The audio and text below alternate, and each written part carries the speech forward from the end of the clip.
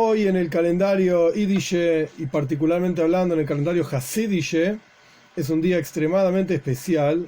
El día de hoy se llama el 18 de Elul, que se lo suele, no es que se llame el día de hoy, sino que en la práctica el día de hoy es el 18 de Elul, y se lo suele llamar Chai Elul. Chai Elul, la palabra Chai, cada letra en hebreo corresponde con un número. La palabra Chai tiene dos letras, la Het es el 8, digamos, y la Yud es el 10. Entonces Chai significa vida. Chai, 18, vida. O sea, la misma palabra que significa, el concepto de la palabra es vida, Chai, Chayus, también suma el número 18. Por eso muchos tienen la costumbre de dar tzedaka, por ejemplo, siempre en múltiplos de 18, 36, así sucesivamente, porque tiene esa relación, esa idea, digamos, de Chai, de vida, de energía, de positivo, etc. Hoy es el 18 de Elul, y por supuesto que todo mes del calendario judío, que tiene, por supuesto, más de 18 días, tiene 29 días y medio, pero todos los meses tienen un Chai, un día que es el 18 de ese mes, que es el día que implica Chayus, vitalidad, energía en ese mes, por supuesto, porque de vuelta todos los meses tienen un día número 18, pero justamente en el 18 de Elul, que es el día de hoy, que ya está terminando, es un día especial en el mundo judío y en el mundo hasídico, porque nacieron, así se los conocen los textos hasídicos, las dos grandes luminarias de la historia del pueblo judío y del hasidismo, en particular hablando de este periodo de la historia. Obviamente la historia del pueblo judío es muy amplia, muy larga, por así decir, con muchísimas luminarias a lo largo de toda la historia del pueblo judío, pero enfocándonos en nuestro lugar donde nosotros estamos parados, o sentados, lo que sea, con el Zoom, en donde nosotros vivimos, etcétera, estas dos luminarias de las cuales vamos a hablar hoy tienen un significado especial, y ambos son dos personajes, que ahora voy a decir quiénes eran. Ambos nacieron un 18 de Elul. Entonces, este día 18 de Elul tiene un significado profundo y muy fuerte para nosotros, que estamos en el 18 de Elul. ¿Quiénes nacieron el 18 de Elul en años diferentes, por supuesto, como vamos a ver? El primero fue el Baal Shem Tov.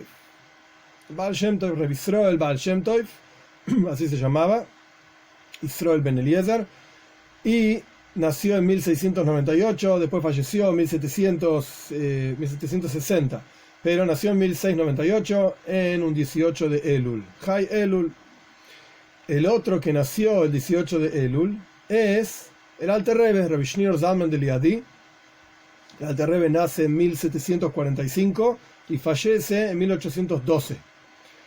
De vuelta, ambos nacieron en este mismo día, en momentos diferentes. Ambos pertenecieron al movimiento hasídico, que la idea es explicar hoy, por lo menos alguna perspectiva, alguna idea de qué quiere decir esto de hasidismo y movimiento hasídico. Y, de vuelta, por cuanto estamos en el 18 de Elul, entonces ambos tienen algo para enseñarnos hoy, ahora. Y la forma en que cada uno de ellos, más allá de cómo vivieron su vida, sino sus enseñanzas, que lo más importante que nosotros tenemos de ellos son sus enseñanzas, y en la práctica el Talmud dice que incluso incluso, dice el Talmud, cuando un Talmid Jajam, un sabio, un tzadik, un grande, habla, porque está conversando sobre cómo ir a comprar tomates, etcétera, esto también es una enseñanza en sí. Pero bueno, hoy no vamos a detenernos en todas las cosas, porque andás a ver todo lo que dijeron el Alter Rebbe y el Baal Shem Tov en toda su vida. Hoy nos vamos a detener en la forma en que a través de ellos nos llegó a nosotros Torah. Cómo enseñaron Torah, cómo expresaron la Torah y qué podemos tener nosotros de eso, y con mayor detalle todavía en la práctica.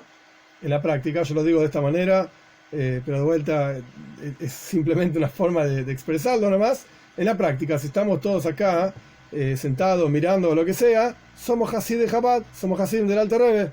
Si estamos acá es porque somos Hasidim del Alter Rebbe. Ok, algunos lo saben claramente y otros lo tienen medio oculto, pero en la práctica, si estamos acá sentados es porque somos Hasidim del Alter Rebbe, porque tenemos una relación con el Alter Rebbe, que es el que fundó el movimiento Chabad, que es el que obviamente estamos ahora estudiando, aprendiendo, etc. Entonces, cada uno de estos dos personajes, el Baal Shem Tov por un lado y el Alter Rebbe por otro lado, enseñaron enseñaron Torah de una manera muy particular, dentro de un movimiento muy particular que voy a explicar en un minutito, pero de manera diferente. Y esto es lo que vamos a tratar de aclarar o entender hoy, qué diferencia hay entre el Baal Shem Tov y el Alter Rebbe. Como dije antes, ahí me piden que repita, el Baal Shem Tov nació año 1698 y falleció 1760. Y el Alter Rebbe nació 1745 y falleció en 1812.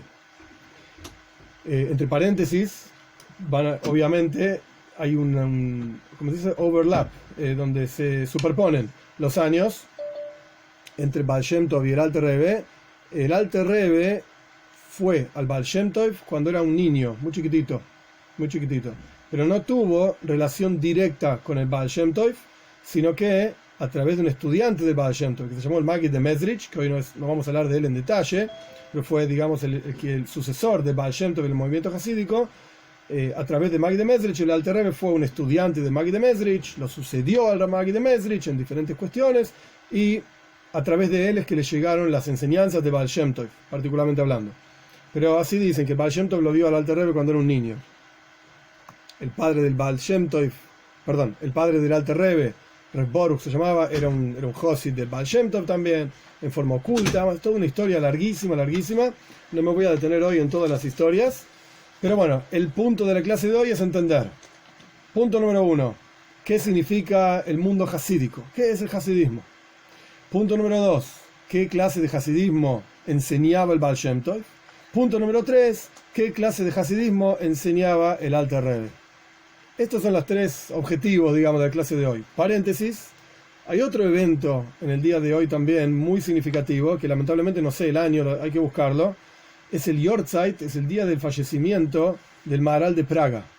Maharal de Praga, un personaje extremadamente significativo, Yehuda Lowy se llamaba, o Lewy, algo así, no importa el detalle. El punto es que el Maharal de Praga vivía en Praga, por eso se llama el Maharal de Praga, y fue extremadamente significativo para el movimiento hasídico también. De hecho, cuando el Alter Rebbe escribe su libro, digamos, principal, si yo pudiese decir así, que es el Tanya, el Alter Rebbe escribe al comienzo, en la introducción, que las ideas que él comparte en este libro, en el Tanya, son ideas tomadas mipis Sfarim u mipis Soifrim. Sfarim significa libros, o sea que él extrajo ideas de diferentes libros, y Soifrim significa escribas.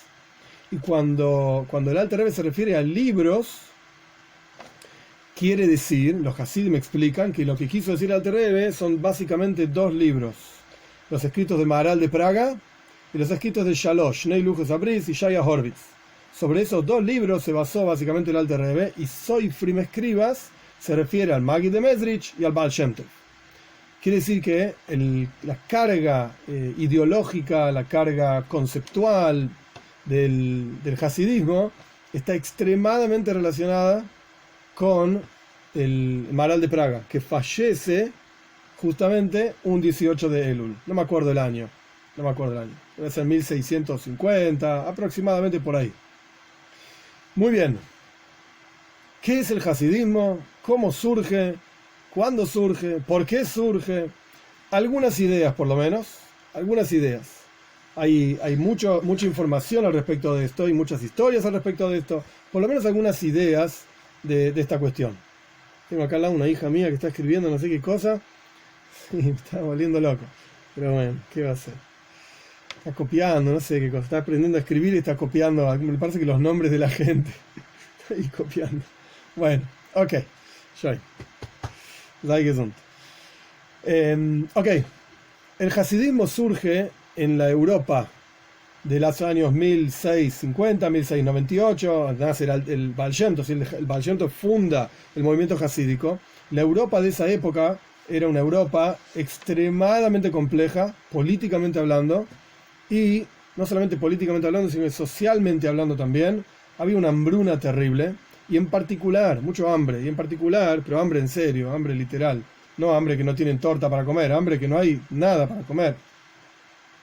En otra época, pero es similar la idea, Mizaide contaba, otra época digo porque Mizaide tampoco vivió hace tantos años, pero Mizaide contaba que tenía que robar una cebolla para comer algo. O sea, una cebolla, y ese era el almuerzo, y no sé si la cena también.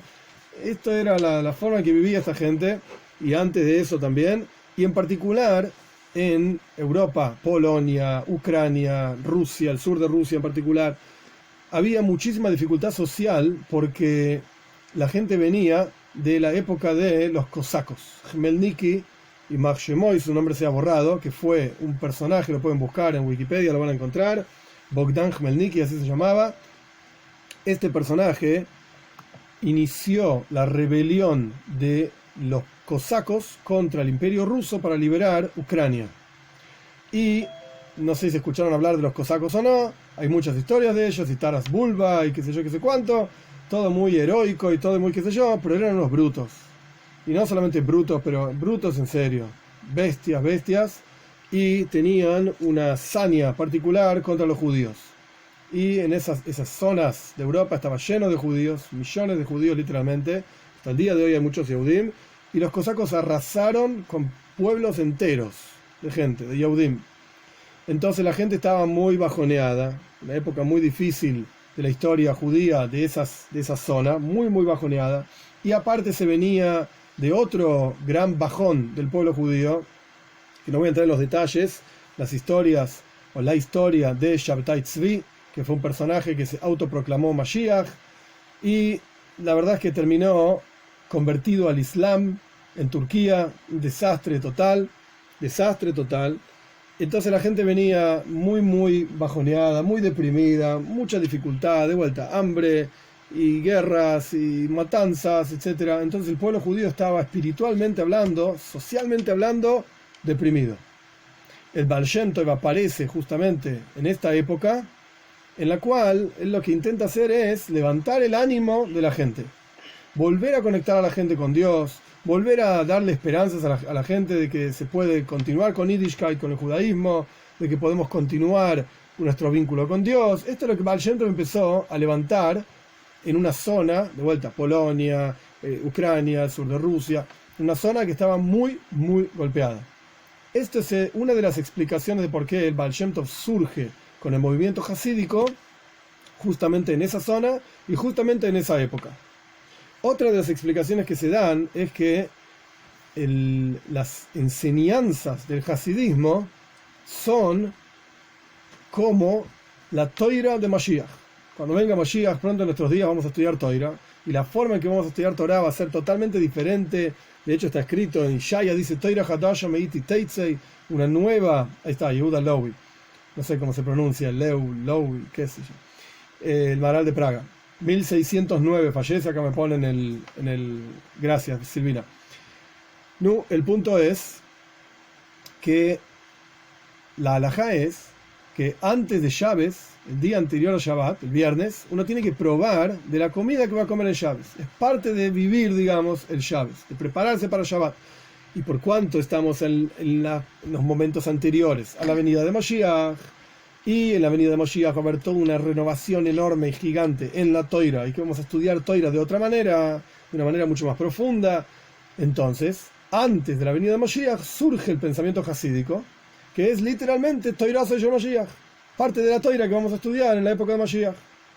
Entonces surge toda esta, no nuevo, justamente de esto vamos a hablar, si es nuevo o no es nuevo, de dónde salió el hasidismo, pero surge esta forma de ver las cosas, esta perspectiva y este enfoque diferente del hasidismo, porque justamente es el momento preparatorio para la venida de Mashiach. Incluso hay una carta famosa que el Baal Shem Tov le escribe a su cuñado, en la cual el Baal Shem Tov le cuenta, esto yo lo mencioné en alguna otra clase también, es famoso, Baal Shem Tov le cuenta a su cuñado que tuvo una aliyah Neshama, su alma subió a los cielos, y en los cielos se encontró con Mashiach. Y le preguntó, así está escrito en la carta, ¿cuándo venís? Le preguntó el Baal Shem Tov a Mashiach, ¿cuándo venís? Y el Mashiach le contestó,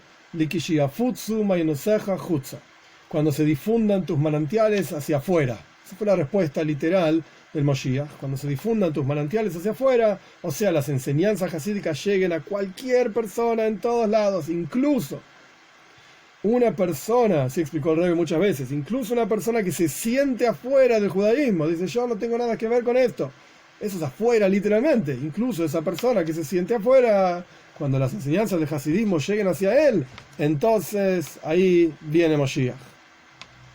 Quiere decir que entonces el concepto del surgimiento del hasidismo es una preparación para la venida de Moshiach. Bien, dicho todo esto, tenemos que entender, ya entendemos por qué surgió el hasidismo. ¿Qué es el hasidismo? ¿De qué se trata la cuestión esta? ¿Es algo nuevo? ¿De repente los hasidim vinieron a cambiar algo que antes no era así y ahora de repente es así? ¿Por qué? ¿Se puede cambiar algo? ¿Existe hidushim en la Toira? ¿Existen novedades? ¿Cosas que antes no estaban y de repente ahora están? No se puede decir nada nuevo. No se puede agregar nada a la Toira. No se puede quitar nada de la Toira. Entonces, ¿qué es el hasidismo? ¿Es un agregado?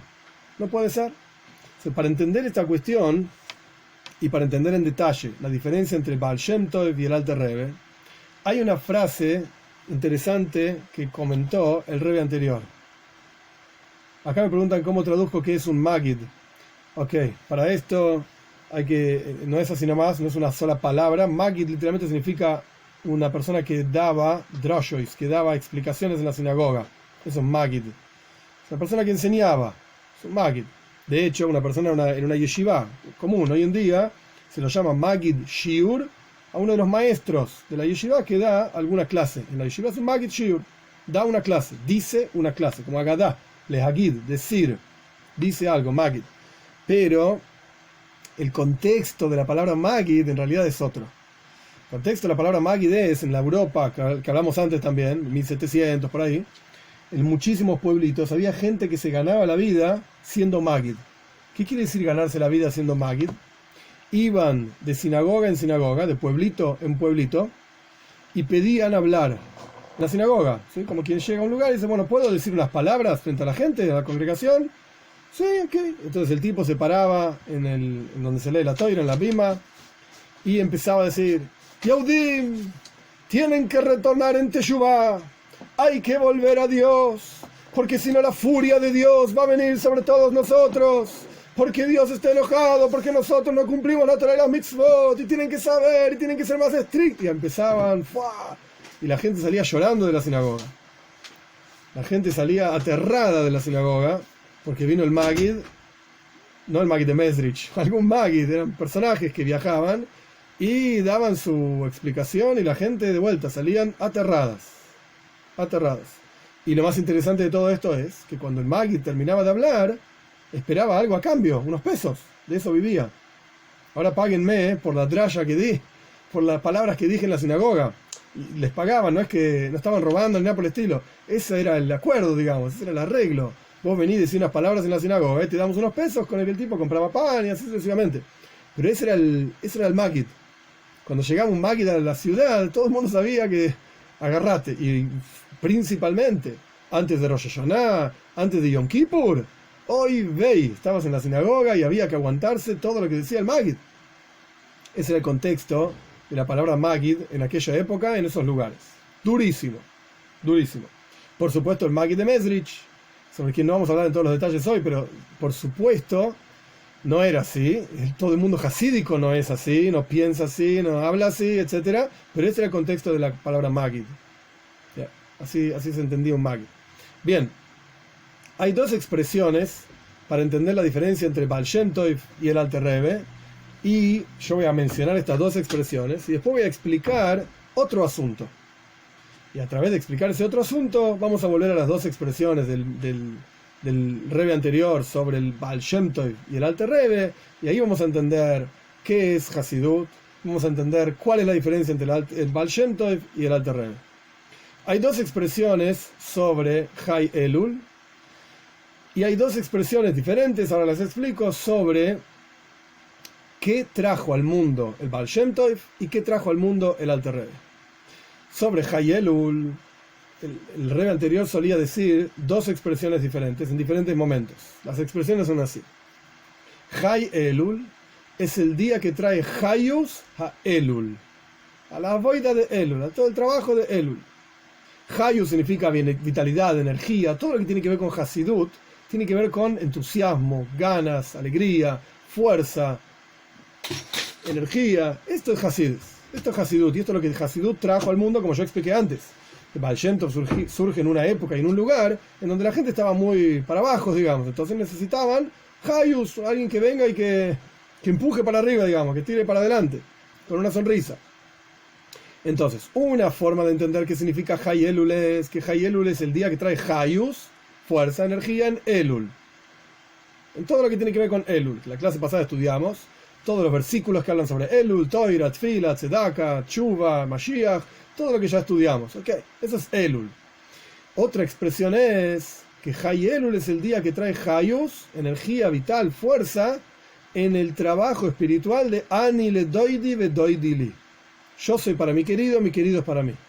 De todos los versículos que estudiamos la clase pasada sobre Elul, o la anterior ya no me acuerdo, sobre Elul, específicamente uno de ellos, Hay Elul, trae fuerza en eso. ¿En cuál? Yo soy para mi querido es para mí. Ani le doidi ve doidi li. Aparentemente son básicamente la misma cosa. Otra energía en todo Elul, otra energía en un asunto de Elul. Ok, el mes de Elul y ya está. Pero en realidad no es así. La primera expresión habla en forma general, Elul, con todo lo que Elul quiere decir. Y la segunda expresión habla en forma particular, dentro de todo lo que Elul quiere decir, un asunto en el mes de Elul. Ani le doy dili, que Ani le doy dili, como ya explicamos la vez pasada, significa tefilá, el rezo, el vínculo entre yo y mi querido y yo, etc. Yo soy para mi querido es para mí. Ani le doy dili. Bien, entonces vemos que hay, de vuelta, algo que es general y algo que es particular. Este es el paso número 1 para entender la diferencia entre el Baal Shem Tov y el Alter Rebbe. Paso número 1. Vamos al paso número 2, y a través de todo esto vamos a terminar de entender la cuestión. El paso número 2 es, hay otra expresión sobre la diferencia entre Baal Shem Tov y el Alter Rebbe. Baal Shem Tov enseñó cómo debemos servir a Dios. En Yiddish es Bimet Darf Dinem de Moibeshter, cómo debemos servir a Dios. Y el Alter Rebbe enseñó Bimet Ken Dinem de Moibeshter, cómo podemos servir a Dios. Así decía el Rebbe anterior. El Shem Tov decía, de vuelta repito, cómo debemos, y el Alter Rebbe decía cómo podemos. A través de entender otra cuestión, que es la que voy a explicar ahora, sobre Hidushim, novedades en la Toira, cada una de estas expresiones se van a acomodar en su lugar y vamos a entender qué significa el Baal Shem Tov, qué enseñó, qué trajo al mundo, qué significa el Alter Rebbe y qué significa Hasidus, a través de explicar esto que voy a explicar ahora. Kitsur, resumen de lo que vimos hasta acá, para ubicarnos. Surgimiento del Hasidismo a través del Baal Shem Tov, que nace en el año 1698. Surgimiento del Hasidismo en una época y en un lugar difícil, duro. Europa, pobreza, pobreza espiritual, pobreza material, etc. Esto, punto número 1. Punto número 2, dijimos que tanto el Baal Shem Tov como el Alter Rebbe nacieron en Hay Elul, 18 de Elul. Punto número 3, dijimos que hay dos expresiones sobre qué significa Hay Elul, el 18 de Elul. Una expresión es Hay Elul trae fuerza en Elul, Hayus, energía. Y la otra expresión es Hay Elul trae fuerza, energía en Ani le doy dili, en ese asunto nada más. Y por último dijimos que el Baal Shem Tov y el Alter Rebbe se diferencian en dos cuestiones. El Baal Shem Tov nos enseñó cómo debemos servir a Dios y el Alter Rebbe nos enseñó cómo podemos servir a Dios. ¿Qué quiere decir todo esto? ¿Qué diferencia hay entre uno y el otro? Y la idea es así. Antes preguntamos, ¿qué es el mundo hasídico? ¿Acaso es algo nuevo que antes no estaba? ¿Por qué de repente vinieron? Que de hecho esto es una de las grandes quejas que tenían los opositores al hasidismo, que se llama Misnagdim. ¿Qué venís a hacer cosas nuevas? Hace miles de años venimos haciendo lo mismo, venimos estudiando lo mismo. No tenés nada nuevo que hacer. ¿Qué de repente, qué viniste a renovar, a cambiar? No se puede cambiar la toira. Tenemos que entender qué significa un hidush en la toira, una novedad. Hay cientos y cientos, me animaría a decir miles de libros, que se llaman libros de hidushim, de novedades en la Torá.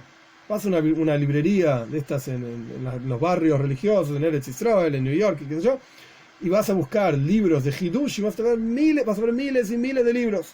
Los hidushim de este rabino, las novedades de este rabino, las novedades del otro rabino, las novedades del otro rabino. ¿Cómo novedades? ¿Qué novedades? Si la toira no se puede cambiar.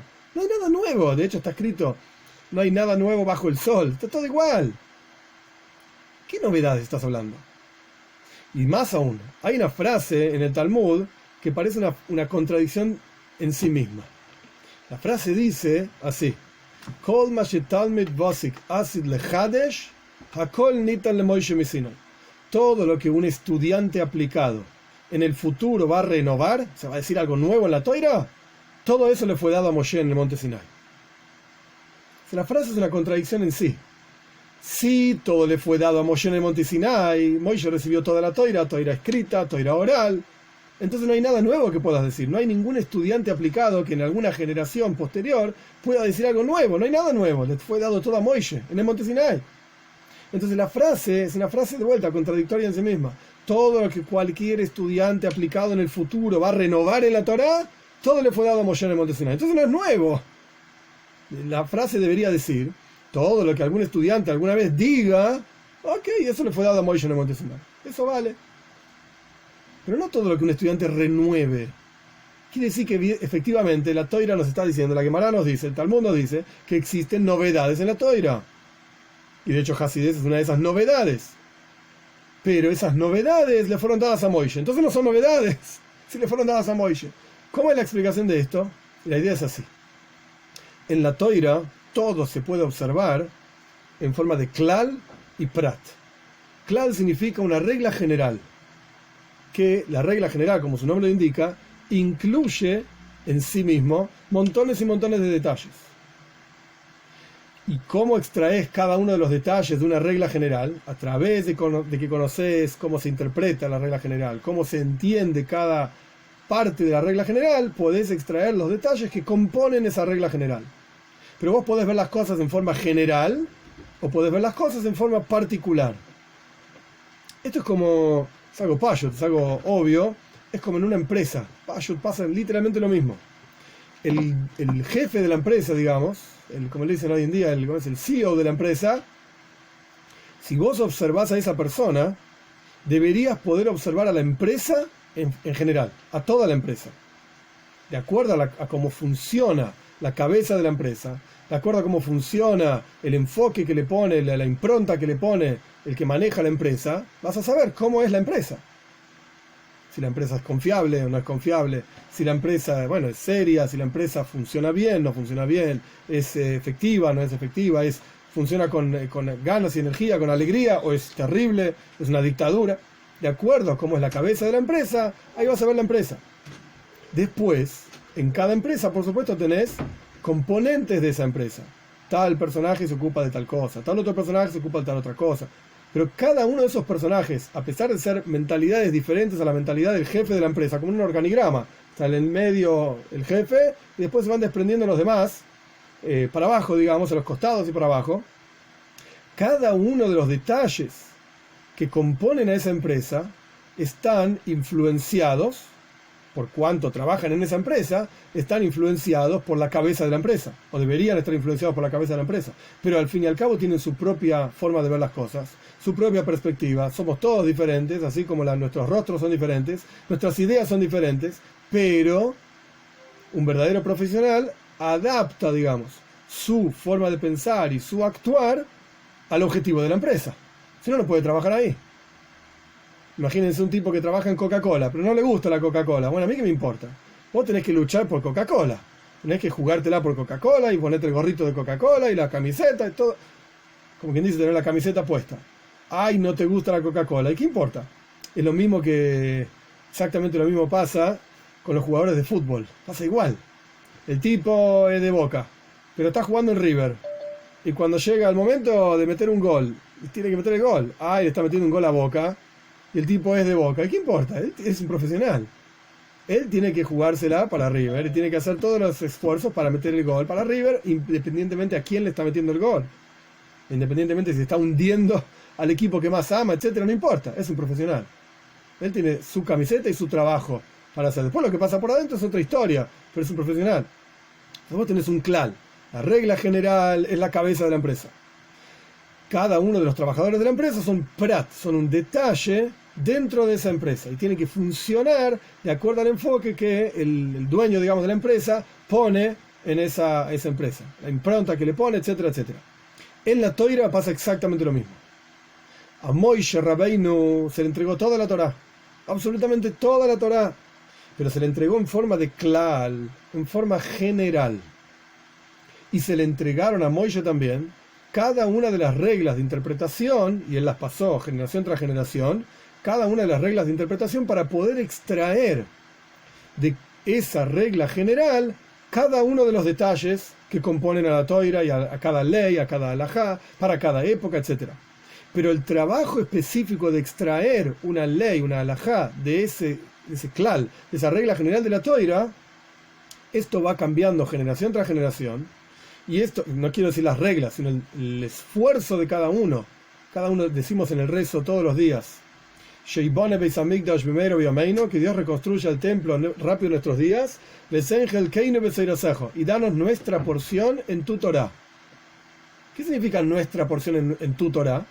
Cada Yehudí, sin excepción, tiene una porción en la Torá. Es decir, se espera de cada uno de nosotros que extraigamos un detalle nuevo, entre comillas, porque de vuelta es parte del klal, es parte de la regla general, pero está oculto. Que podamos extraer un detalle, algo nuevo, algo novedoso en la Toira. Y esa cosa novedosa que nosotros extraemos de la Toira, esa es nuestra porción en la Toira. ¡Ay! ¿Estás inventando cosas que no estaban antes? No, señor. Estoy extrayendo del ocultamiento hacia la revelación, estoy revelando algo que estaba en la Toira, pero estaba oculto. De hecho, hay una historia que cuenta el Talmud. Yo no recuerdo todos los detalles de la historia, pero es interesante. La historia es que Hashem, Dios le mostró a Moishe Rabbeinu todas las generaciones de grandes líderes que iba a haber en la historia del pueblo judío. Y entre ellos estaba Rabbi Akiva. Y una vez Rabbi Akiva estaba dando una clase y Moishe Rabbeinu estaba, por así decir, Dios le mostró la clase que iba a dar Rabbi Akiva. Para que tengan una idea, entre Rabbi Akiva y Moishe Rabbeinu hubo aproximadamente 1000 y pico de años de diferencia. Estaba Rabbi Akiva dando la clase y estaban los estudiantes de Rabbi Akiva frente a él escuchando la clase, y estaba, por así decir, Moishe Rabbeinu no en la clase, pero quiero decir, Dios le mostró cómo iba a ser esta clase, y Moishe Rabbeinu no entendía nada, no entendía lo que estaba diciendo Rabbi Akiva. Los alumnos estaban todos así, interesante, y Moishe no entendía nada y se sintió mal. ¿Cómo puede ser? Este rabino está enseñando la Toira que yo traje al mundo, que yo bajé del monte Sinai, y no entiendo nada de lo que está diciendo. Hasta que un estudiante preguntó, maestro, a Rabbi Akiva le preguntó, maestro, ¿y esto que dijiste, de dónde se aprende? Entonces Rabbi Akiva contestó, eso es halajá le Moishe mi Sinai, eso le fue dicho a Moshe en el monte Sinai. Y Moishe dijo, ok, ahora estoy tranquilo. Está enseñando mi Toira, por así decir, la Toira que yo traje de monte Sinai, etc. Halajá le Moishe mi Sinai. Eso lo aprendemos lo trajo Moshe al monte Sinai. ¿Qué quiere decir esto? Que a pesar de que toda la Toira le fue dada a Moishe Rabbeinu, toda la Toira escrita, toda la Toira oral, pero le fue dada en forma de klal, en forma general. No le fue dada en forma particular cada uno de los detalles. Entonces, ¿Moishe sabía toda la Toira o no? Sí, tranquilamente puede decir. Así como en la mente del CEO de la empresa tiene que estar toda la empresa. Sin duda. El CEO no puede decir, la cabeza de la empresa no puede decir, bueno, ¿sabes qué? Tal área de la empresa no me importa. No se puede dar ese lujo. Es como que el cerebro en el cuerpo humano diga, ¿sabes qué? La pierna izquierda, olvídate de la pierna izquierda, no le mandes más información, no le mandes más sangre, no le mandes más información nerviosa, olvídate, la pierna izquierda no importa. No existe una cosa así. El cerebro tiene que estar ocupado de cada uno de los miembros. El líder de la empresa tiene que estar ocupado de cada uno de los departamentos y asuntos de su empresa. Pero está en cada mínimo y minúsculo detalle. Obviamente me pueden decir, bueno, depende del tamaño de la empresa. Pero supongamos una empresa grande. No. El cerebro de la empresa no puede estar en cada minúsculo detalle. Si vamos a mandar a comprar lápices en la librería marca A o marca B. El líder de la empresa está en otras cosas, en las políticas de la empresa, en el enfoque de las cosas. ¿Qué? Lápiz A, lápiz B, compré un lápiz y ya está. En esos detalles estará otro personaje de la empresa. el que es gerente de compras o lo que sea, pero no el líder. Pero el líder no sabe que se compran lápices, obvio que se compran lápices. Si no, ¿cómo querés que la empresa funcione? Si no, no podemos escribir. Pero no está en el detalle minúsculo, están las cosas generales, en todo al mismo tiempo, pero no los detalles. Y esto funciona exactamente así en la Toira. La Toira funciona de esta manera. Está en forma klal, general, y prat, detalle. Muy bien. Con esto lo que aprendimos es que cuando el Talmud dice todo aquello que un estudiante aplicado en el futuro renueve en la Toira, efectivamente es un hidush, es una novedad. Para esa persona en esa época es una novedad. Esa persona reveló algo que estaba oculto en la Toira. Y automáticamente en su vida es la novedad de que se conecta con su porción en la Toira. A pesar de que le fue entregada todo a Moshe Rabbeinu. No deja de ser una novedad.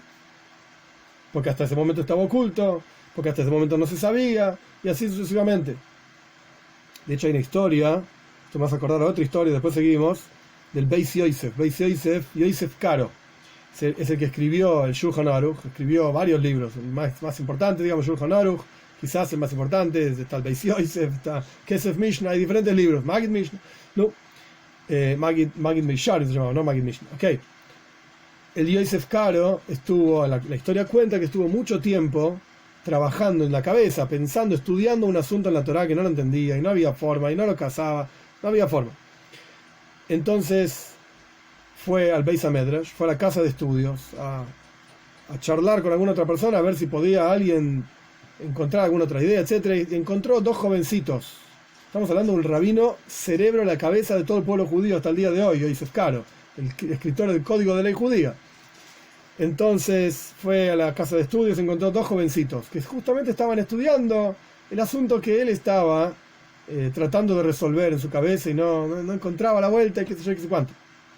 No le encontraba la vuelta, tenía una solución, pero no encontraba la vuelta, esto, el otro. Y estos dos chicos, muchachos, estudiando, ellos mismos, solos, jovencitos, rápidamente encontraron la solución del problema que el Magid de Mezrich tenía. Que Yosef Karo tenía. Rápidamente encontraron la cuestión. Rápidamente lo vieron. Entonces Yosef Karo se sintió mal. Yo, que en la práctica era el cerebro del pueblo judío, y conoce todas las cosas, estuvo durante meses trabajando en este pedacito de la Gemara que no entendía, y estos dos pibes lo sacaron enseguida. ¿Cómo puede ser? Se sintió mal. O soy un burro, o estos chicos son, no sé, de otro mundo. Entonces el Yosef Karo tenía un malach, un ángel que le decía ciertas cosas, hay todo un libro escrito sobre eso, y el malach este se le apareció a Yosef Karo y le explicó lo siguiente: en el momento en que vos trabajaste este pedacito, esta porción de Talmud en tu cabeza y la pensaste para adelante, para atrás, etc., en ese momento vos trajiste al mundo la solución de cómo entender esta cuestión. Hiciste disponible la energía de cómo se resuelve este problema en el Talmud. De manera tal que estos dos pibitos, una vez que vos masticaste y trabajaste toda esta cosa espiritualmente hablando, estos dos pibitos ya tenían disponible la solución fácilmente en el mundo. Aquí abajo, materialmente hablando. Ya estaba disponible eso, porque vos lo trajiste. Entonces vos lo tuviste que trabajar, a vos te costó. Vos lo renovaste, lo revelaste en la Toira, pero la vez que lo hiciste disponible, ahora cualquiera puede acceder a eso. Entonces estos dos pibitos que estaban estudiando rápidamente encontraron la solución a esta parte del Talmud. Acá me escriben, pero cada hidush tiene que tener su base y explicación de dónde viene. Si no da lugar a que cualquiera invente su nueva explicación. Obvio.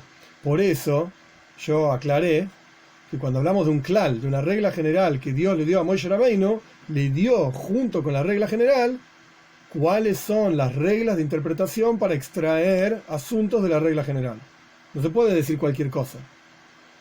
No se puede decir cualquier cosa. Por ejemplo, una de las más famosas y simples para dar un ejemplo en este sentido, se llama Gzeira Shava.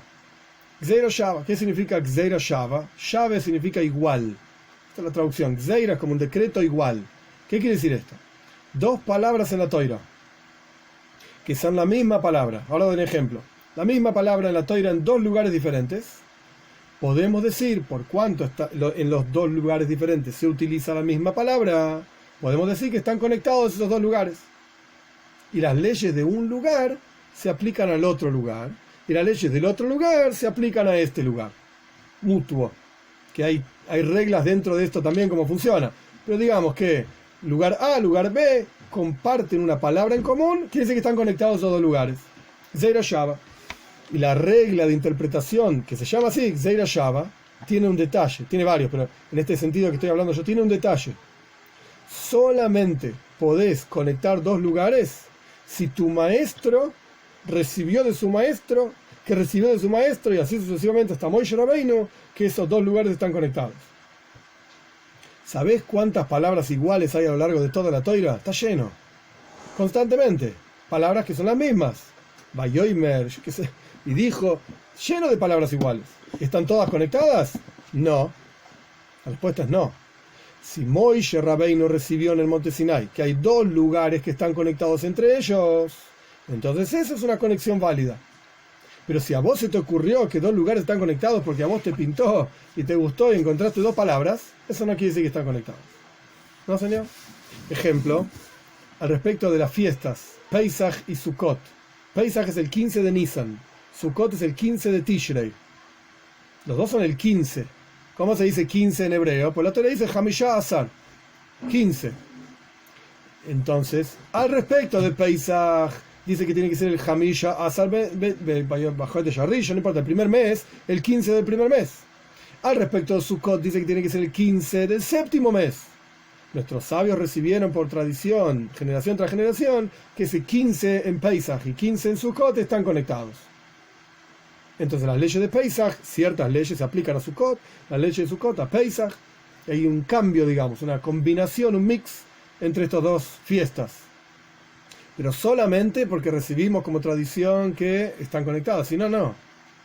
Si no, no. No se puede decir cualquier cosa que uno quiera en la Toira. Y entre paréntesis, creo que vale aclarar, no es parte de lo que estamos hablando. En adición a que no se puede decir cualquier cosa en la Toira, HaToira hi nitzchis, la Torah es eterna. ¿Qué significa que la Torah es eterna? Que en todo lugar y en toda época es igual. Sus leyes no cambian. No cambian. Sus leyes no cambian. Entonces, uno no puede decir, porque la época dicta tal cosa, entonces vamos a hacer tal otra. No, no. No importa ni la época ni el lugar. Lo que es Toira y se acabó. No va a cambiar. Nunca. Nunca va a cambiar. Por eso uno no puede decir cualquier cosa que se le ocurra. Y tampoco puede poner excusas de que la época está difícil y que yo qué sé cuánto. No existe una cosa así. Bueno, cerramos paréntesis de esta cuestión. Hasta acá entendimos entonces que existe Klal y existe Prat. Existen cosas generales y cosas particulares. ¿Para qué nos sirve en la Toira? ¿Para qué nos sirve entender esto? Porque con esto vamos a entender qué es el Baal Shem Tov y qué es el Alter Rebbe. ¿Cuál es el pensamiento hasídico que trae el Baal Shem Tov al mundo? ¿Y cuál es el pensamiento hasídico que trajo el Alter Rebbe al mundo? Y con esto vamos a entender estas expresiones que trajimos antes sobre Elul, el 18 de Elul, Hay Elul. Si Hay Elul trae vida en general al mes de Elul, o si Hay Elul trae vida en particular al trabajo de Anile Doidi Doidili. Yo soy para mi querido es para mí. Y con esto vamos a entender también, después, por qué hay dos expresiones. Una que identifica el pensamiento hasídico de Baal Shem Tov. El Baal Shem Tov nos enseñó cómo debemos servir a Dios. Y el Alter Rebbe nos enseñó cómo podemos servir a Dios. Y son diametralmente opuestas. A través de esto que yo expliqué, de cómo funciona la Toira, Klal y Prat, en forma general y en forma particular, todo esto lo vamos a entender. ¿Cómo es la cuestión? ¿Qué trajo al mundo el Baal Shem Tov? Baal Shem Tov trajo al mundo el pensamiento hasídico general. Como la Toira en forma general.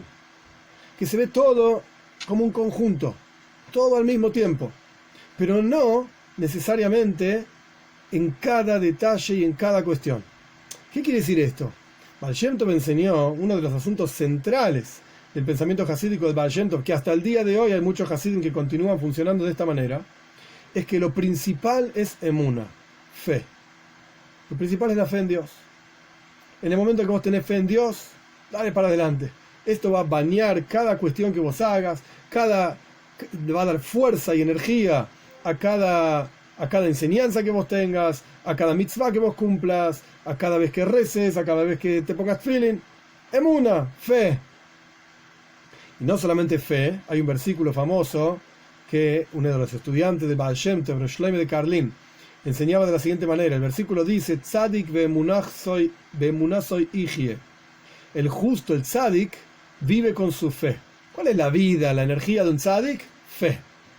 Esto es la energía del tzadik, fe. Y el Shlomo de Karlin solía decir: no leas ichye, fe, que va a vivir, perdón, be'emunah soy ichye, va a vivir con su fe, sino be'emunah soy yechaye. Cuando vos tenés fe en el tzadik, él te va a dar vida. Él te va a dar vida. Vos, decía Rav Shlomo de Karlin, vos no te ocupes de mejoramiento personal, no te ocupes de elevarte en el servicio a Dios, olvídate. No fuiste creado para eso, no sos un tzadik. Vos tenés fe en mí, en el buen sentido, porque él sí era un tzadik, no en tu, en Rav Shlomo de Karlin. Vos tenés fe en mí y yo te voy a elevar. Cuando vos crees en el tzadik, y Yehaye, el tzadik te va a dar hayus, te va a dar vida, te va a dar energía, vas a elevarte en el servicio a Dios automáticamente, no por tus propios esfuerzos, por los esfuerzos del tzadik. Tzadik be'emunah soy Yehaye. Este es el general, el concepto hasídico que enseña el Baal Shem Tov, en donde el concepto de emuna, de fe, es algo que trasciende a la persona y rodea a la persona y está en todas las cosas, pero es algo que, a su vez, de vuelta, trasciende, pero está en cada detalle, en cada asunto, no surge de vos, es algo que viene de arriba. Cada Yehudí, sin excepción, fuimos creados con emuna, con fe, tenemos una neshama, tenemos un alma, y ese alma tiene un vínculo con Dios, y esto es algo que vino de arriba, esto te lo puso, te lo inyectó Dios en tu interior, no hay nada que vos hayas hecho para ganarlo, ni nada que puedas hacer para perderlo tampoco, está ahí, no se va a ir nunca. Y el Baal Shem Tov enfatizaba esta cuestión de la fe de los Yehudim, independientemente de si saben Toira o no saben Toira. Vos vos tenés fe, sabés que tenés en tu interior esto, y con esto vas a salir adelante. Fe. No es necesario más nada. Dale para adelante con esto. Esto es lo que enseñaba el Baal Shem Tov. Y este es el concepto de ver a la Toira en forma general. Y este es el concepto de cómo uno debe servir a Dios. ¿Qué significa cómo debes servir a Dios? Cuando alguien te da una orden, tenés que hacer esto, eso viene de arriba. No es algo que vos trabajaste, no es algo que vos pensaste, no es algo que vos desarrollaste, masticaste. No, este es tu deber, esto es lo que tenés que hacer y se acabó. El pensamiento hasídico, como el Baal Shem Tov lo expresó, es algo que viene de arriba. Es algo general. Volvamos al concepto del estudio de Torá. Está lo general y lo particular. Es algo general. Y volvamos también al concepto de la avoida, el trabajo de Hay Elul, que es da energía en todo lo que tiene que ver con el mes de Elul. En general, en todos los aspectos de Elul. Esta es la enseñanza del Baal Shem Tov. General, de arriba. Por eso él decía cómo debes servir a Dios. Viene el Alter Rebbe desarrollando dentro de las ideas de Baal Shem Tov, desarrollando un poco más en los conceptos de Baal Shem Tov. El Alter Rebbe dice cómo podés servir a Dios. ¿Qué significa cómo podés servir a Dios?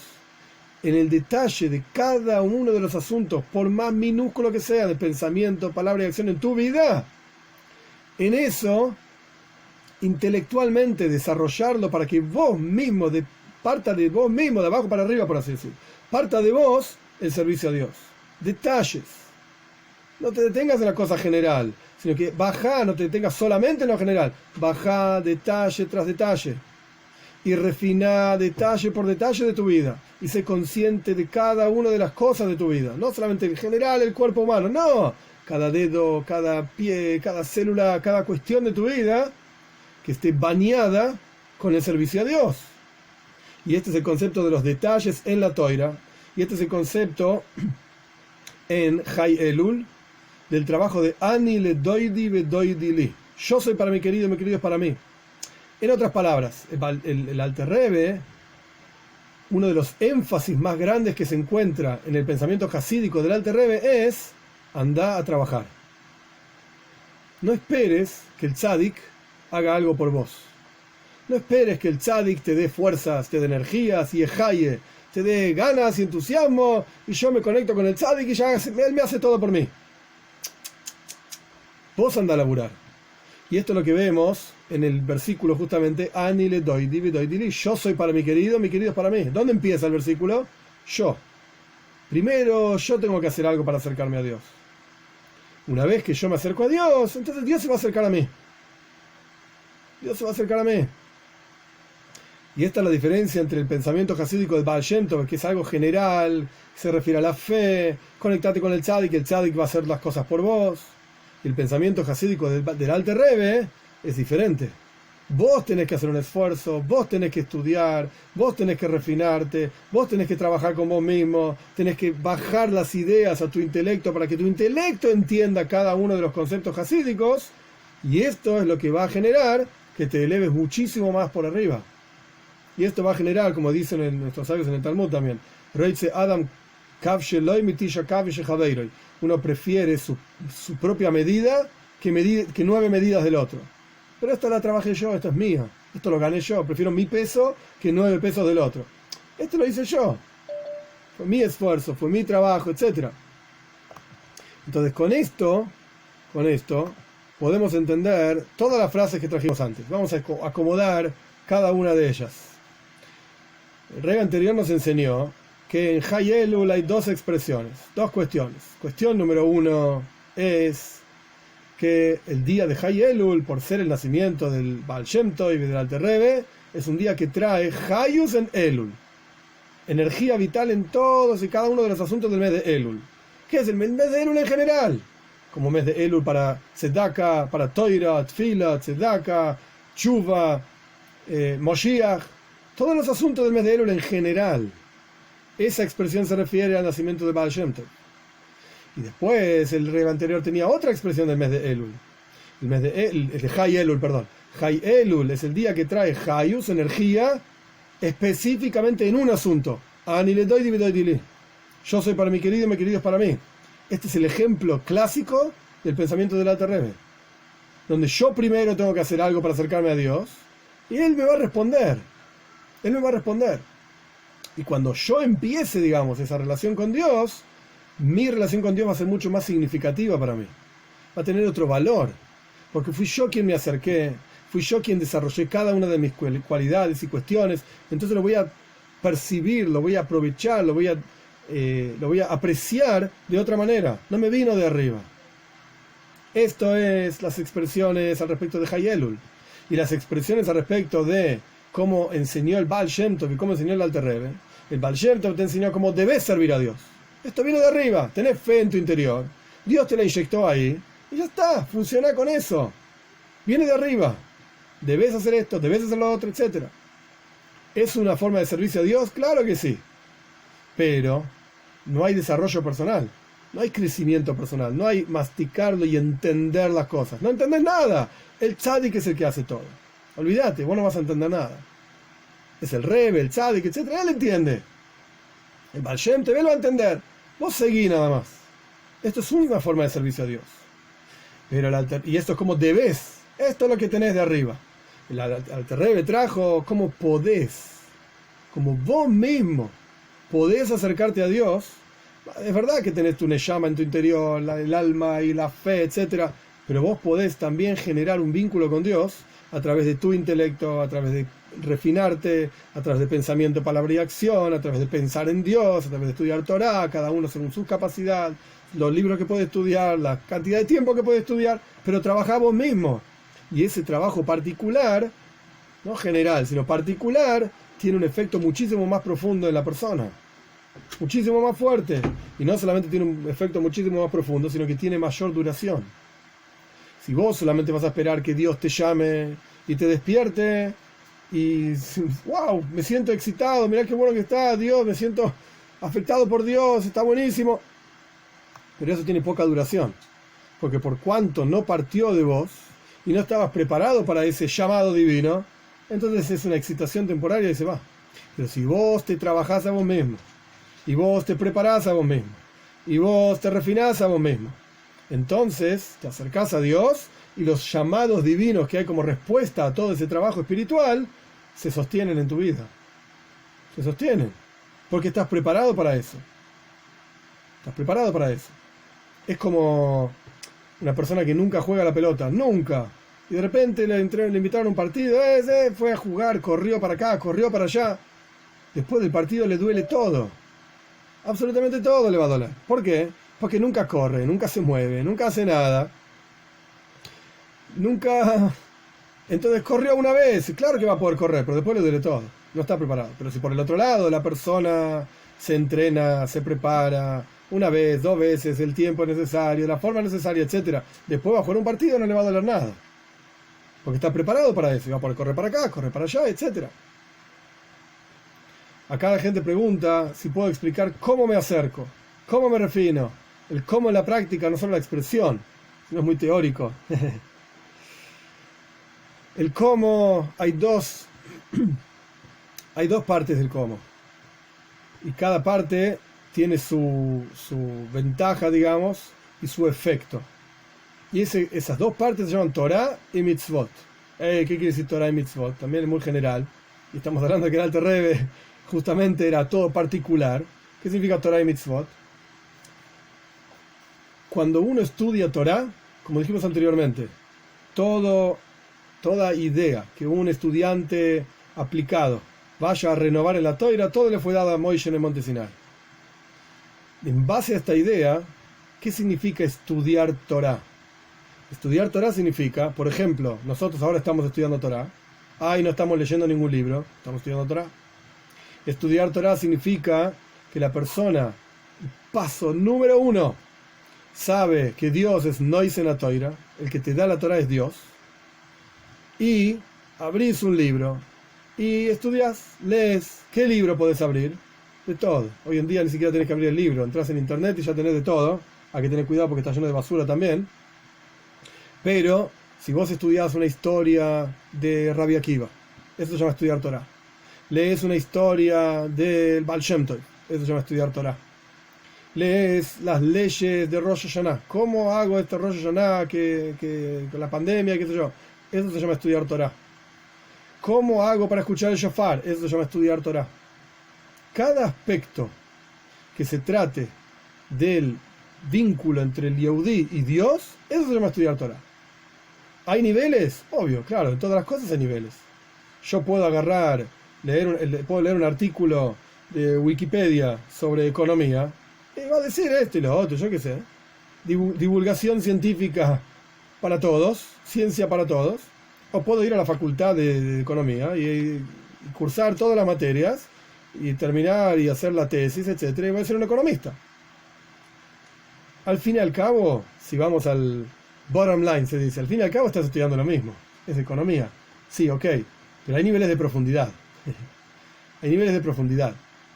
No es todo lo mismo. Y por eso existe una facultad y una universidad y profesionales que se ocupan de enseñar, etcétera, etcétera. Porque hay niveles. No es todo igual. No es todo igual. Pero yo estudié economía leyendo un articulito de página 12 sobre no sé qué cosa del diario, así nomás. Sí, se puede decir que sí. Se puede decir que sí. Esto es al respecto del estudio de Torah. Cada uno tiene que buscar, y si no sabe buscar, tiene que preguntar dónde buscar y cómo buscar, qué es el asunto en Torah que está relacionado con esa persona en particular. ¿Qué estudio yo en particular para que se considere estudiar Torah? Claramente, leer el diario Clarín no se llama estudiar Torah. No tiene nada que ver ni con Dios, ni con... se lo puede llamar de diferentes maneras, pero no se llama estudiar Torah, eso sin duda. Entonces, de vuelta, según la persona, según los conocimientos de la persona, el nivel espiritual en el que se encuentra la persona, entonces van a ser los asuntos que para esa persona vayan a significar estudiar Torah. Y lo mismo exactamente igual pasa con cumplir mitzvot. Cada uno de nosotros tenemos que cumplir todas las mitzvot. Esto no hay dudas. Pero la realidad es, en particular nosotros, nacimos en casas en donde no se cumplían todas las mitzvot, no se enseñaban todas las mitzvot por H o por B, por X, etc. No hay ahora, no es el momento para buscar excusas ni nada por el estilo. Entonces, en el momento en que aprendimos y entendimos la importancia, la seriedad, la severidad, etc., lo importante de una mitzvah, entonces tenemos que esforzarnos para cumplir esa mitzvah lo mejor que podemos. Y esa observancia y ese estudio que Uno puede decir, este tipo se pasó leyendo historias de Rabbi Akiva. Tómatela, no hiciste nada. Pará. Todo el concepto de estudiar Torá es vincularse a Dios. Entonces, si vos estudiaste Torá, aunque no sea en el nivel más profundo del universo, no fuiste a la facultad de economía, te leíste un artículo de divulgación común, popular, sobre economía, eso se llama estudiar economía también. Y eso te acerca, digamos, a la economía. Lo mismo pasa con el estudio de Torá. Nosotros acá escuchando, participando, nos acercamos a Dios, se llama estudiar Torá. Nosotros leyendo historias de Rabbi Akiva, nos acercamos a Dios, estudiamos Torá. Nosotros cumpliendo una mitzvah de la mejor manera que podemos, cada uno con sus limitaciones y capacidades, etc. Eso nos acerca a Dios, eso se llama cumplir una mitzvah. ¿Y el Rebbe cumplía las mitzvot de la misma manera? Bueno, en las mitzvot hay dos cuestiones. Está la cuestión física, material de la mitzvah, en donde la acción de la mitzvah es igual para todo el mundo. Está la cuestión espiritual, la kavaná se llama, la intención mística, qué sé yo, de cada mitzvah. Bueno, el Rebbe tiene más intención que yo, tiene más capacidad que yo, sin duda, pero la acción física es la misma. El Rebbe se pone tefilín y yo me pongo tefilín. ¿Qué diferencia hay? Son las mismas tiras de cuero, con las mismas cajitas de cuero, y así sucesivamente. Y lo que él está pensando es diferente. Lo que él está pensando es diferente, pero las dos cosas se llaman cumplir una mitzvah. Y sea cual fuere la forma en que uno cumple la mitzvah, y sea cual fuere que la persona estudia Torah en el nivel en el que estudia, eso se llama acercarse a Dios. Eso se llama revelar la presencia de Dios aquí abajo. Eso se llama estudiar Torah y cumplir una mitzvah. Sin dudas. Sin dudas. Y esto es justamente lo que viene a enseñar, uno de los asuntos interesantes que viene a enseñar el Baal Shem Tov. Justamente este asunto, esta idea. Que independientemente del nivel en el que la persona se encuentre, todos, sin excepción, podemos conectarnos a Dios. Todos, sin excepción, podemos vincularnos a Dios a través del estudio y a través de la observancia de la mitzvot. Pero de vuelta, a ver, para decirlo de otra manera, nosotros nos juntamos 2 veces por semana y estudiamos un rato y charlamos y me escuchan, a veces se entiende mejor, a veces se entiende peor, a veces más profundo, a veces menos profundo, etcétera. Y uno podría pensar, bueno, ahora encima tengo que sentarme y leer y estudiar Torah. Bueno, por un lado sí, lámalo, ¿por qué no? Aprovecha tu tiempo. Pero por el otro lado, 2 veces por semana estás sentado un rato relativamente largo estudiando Torah. Esto se llama estudiar Torah.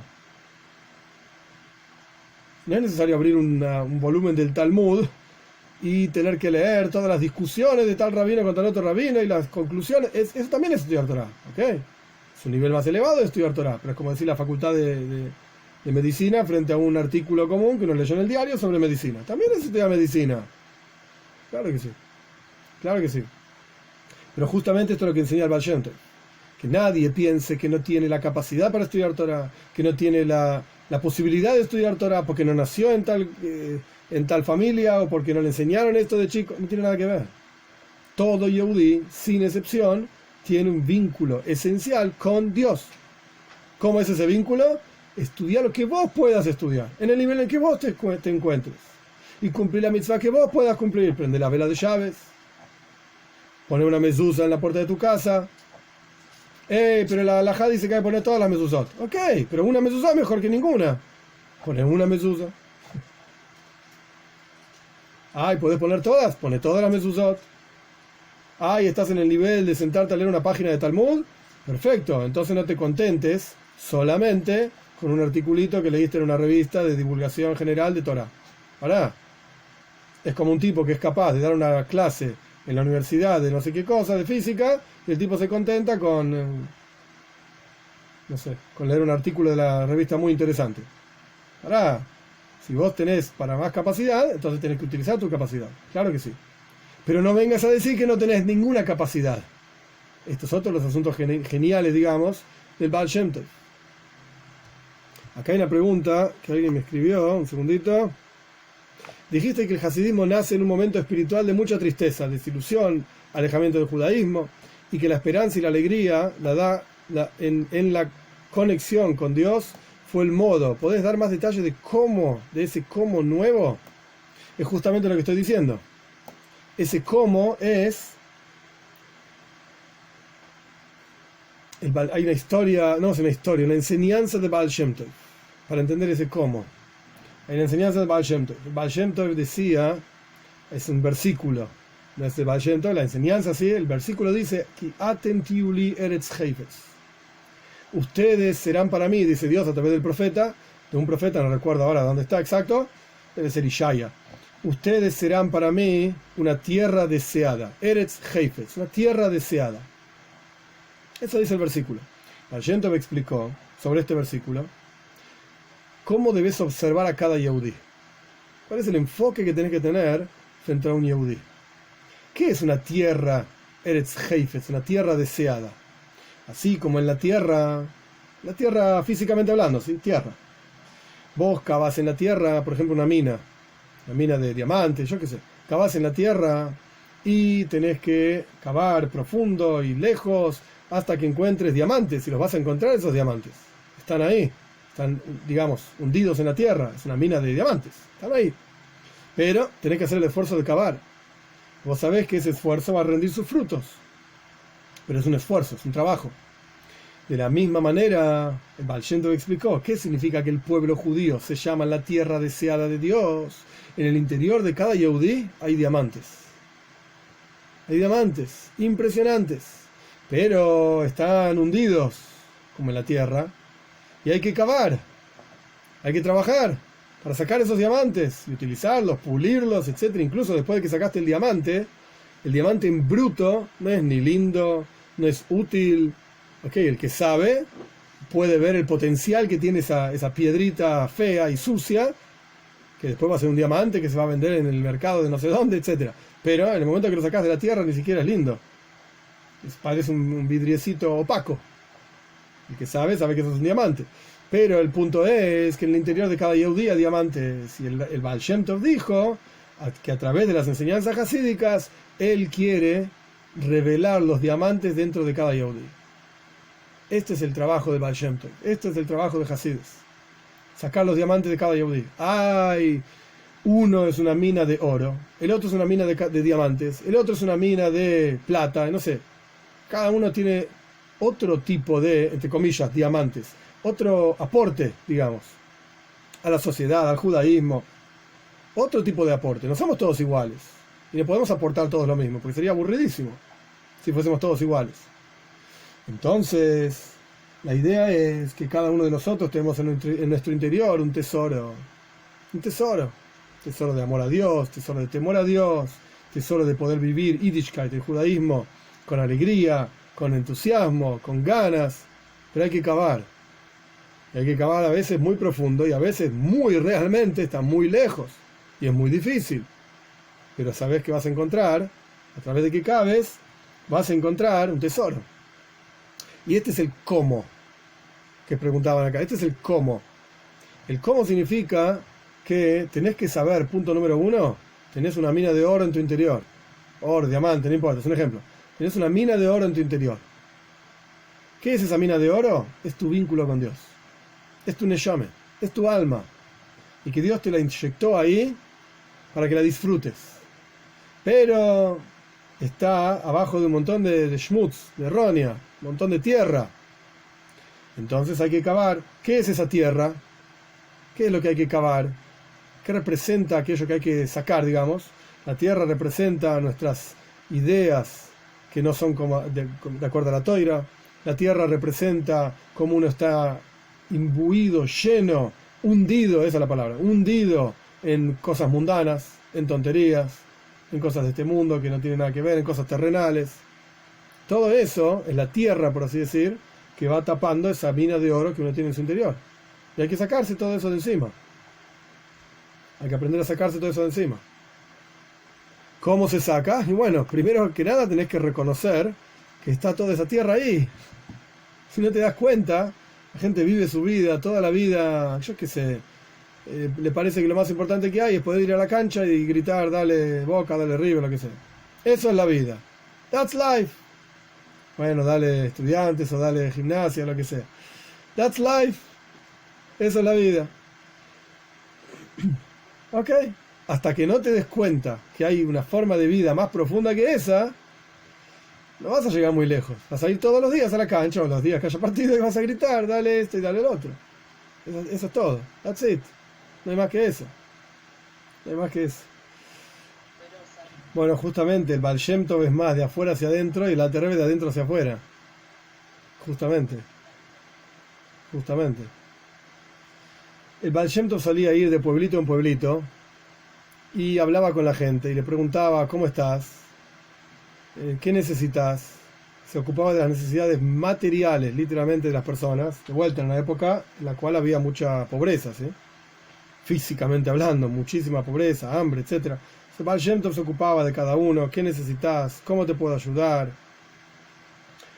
Y de esta manera el Baal Shem Tov le daba importancia a cada persona, por más simple que sea, por más sencillo que sea. Este dar importancia ya le permite a la persona tener una autoestima muy grande, en una época en la cual el mundo judío básicamente estaba dividido en ignorantes o grandes sabios de la Torá. Entonces, o eras uno o eras el otro.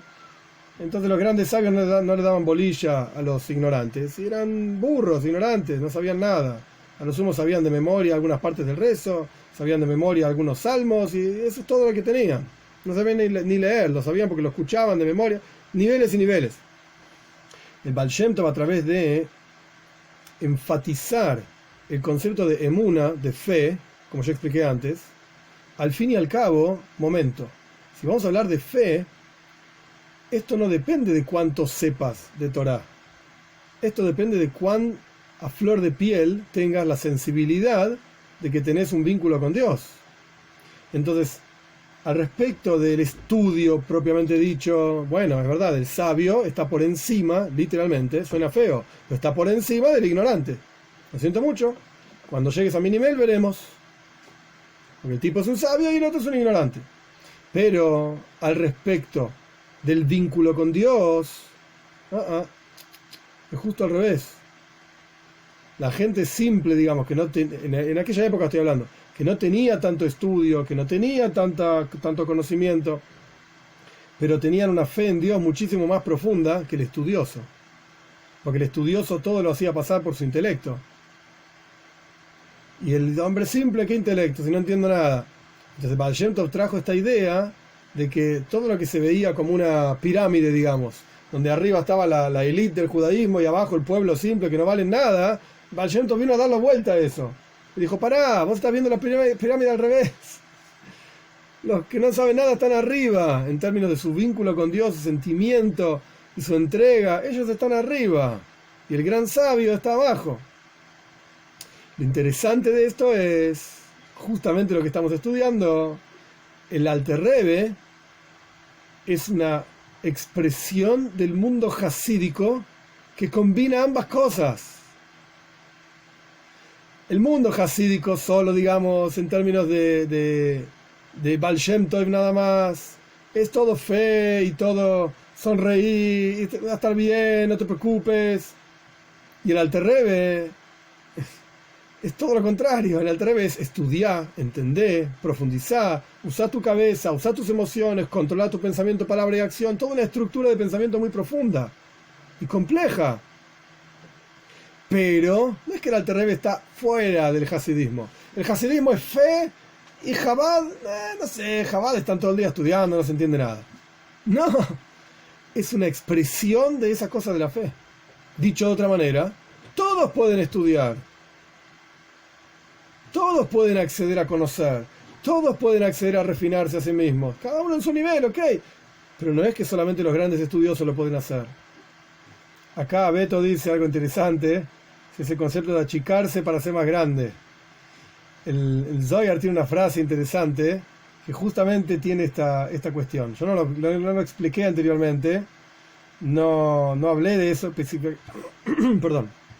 específicamente, pero el pensamiento hasídico está basado en la mística judía, en Kabbalah, de diferentes tipos, del Arizal, yo qué sé.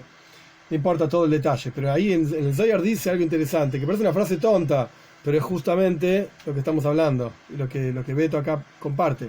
El Zohar dice, Man de Iu Rav Iu Zair. Mandi Uzair y Urraf. Zair dice así: el que es grande es chico, el que es chico es grande. Parece una frase tonta, está diciendo pavada, así. Mística judía, no se entiende nada, chao, tómatela. No, pero Zair está diciendo justamente esto. La persona, dicho de otra manera, en términos talmúdicos, una persona que está llena de sí mismo, Kli Reikon Machzik, Kli Molei Einei Machzik, dicen nuestros sabios en el Talmud. La misma tontería, entre comillas. Un vaso, un recipiente lleno no contiene. Un recipiente vacío contiene. Decime una cosa, ¿necesitas que el Talmud, con miles de años de sabiduría judía, te diga que un vaso lleno ya no le podés poner más agua? Eso lo sabe cualquiera. No. Está diciendo otra cosa el Talmud. El Talmud te está diciendo un recipiente lleno, si vos estás lleno de vos mismo, entonces no podés contener a Dios. No podés contener a un prójimo. Porque estás lleno de tu yo. Totalmente egocentrista. Totalmente yo. Ego absoluto. Entonces un recipiente lleno no contiene nada. No hay nada que te pueda enseñar. No hay nada que te pueda agregar. Porque vos ya sabes todo y ya sos todo. Entonces no podés contener nada. Y aquí tampoco contenés a Dios. Kli Reikan, si vos sos un recipiente vacío, o sea, humilde, entonces ahí Machzik, ahí vos podés contener. Ahí realmente podés contener. De esto está hablando el Talmud. Y esto es lo que dice el Zohar también. Si vos sos pequeño, si vos estás entregado a Dios, entonces vas a poder llegar lejos. Y Hurrav, vas a ser grande. Vas a avanzar en tu servicio a Dios. Mande, y Hurrav, pero si vos sos grande, y Uzair, dice el Zohar. No, sos pequeño, vos te la crees y qué sé yo. Gornish, no sos nada. No vas a poder crecer, no vas a poder avanzar. Es el mismo concepto, exactamente igual. Imaginemos un alumno ideal, qué sé yo, un alumno hipotético, se sienta en la clase del profesor, en la facultad, de lo que sea, y cuando el profesor empieza a explicar, bueno, porque esto, lo otro, el alumno dice, no, esto es así. Para aprender, tenés que hacer silencio y escuchar, procesar, y después puedes preguntar. Pero si no escuchaste la clase, digo en un caso ideal, el alumno no le deja al profesor hablar, entonces no va a aprender nunca. Y para callarse uno tiene que hacer bitul, tiene que anularse a sí mismo. Tiene que decir, ok, me voy a sentar, voy a escuchar la clase del maestro no sé qué en la facultad, y si después me quedan dudas voy a preguntar o voy a refutar o lo que sea. Pero primero hay que aprender, primero hay que escuchar. Una vez que uno escuchó, entonces ahí puede hablar. Y dicen nuestros sabios también en Pirkei Avos, la ética de nuestros padres, que una de las señales de alguien sabio es que no se mete en las palabras de otro. Esperá que el otro termine de hablar. Cuando el otro terminó de hablar, ahí vos podés hablar. Estoy de acuerdo, no estoy de acuerdo, etcétera, etcétera. Podés discutir. Pero si no dejás al otro hablar,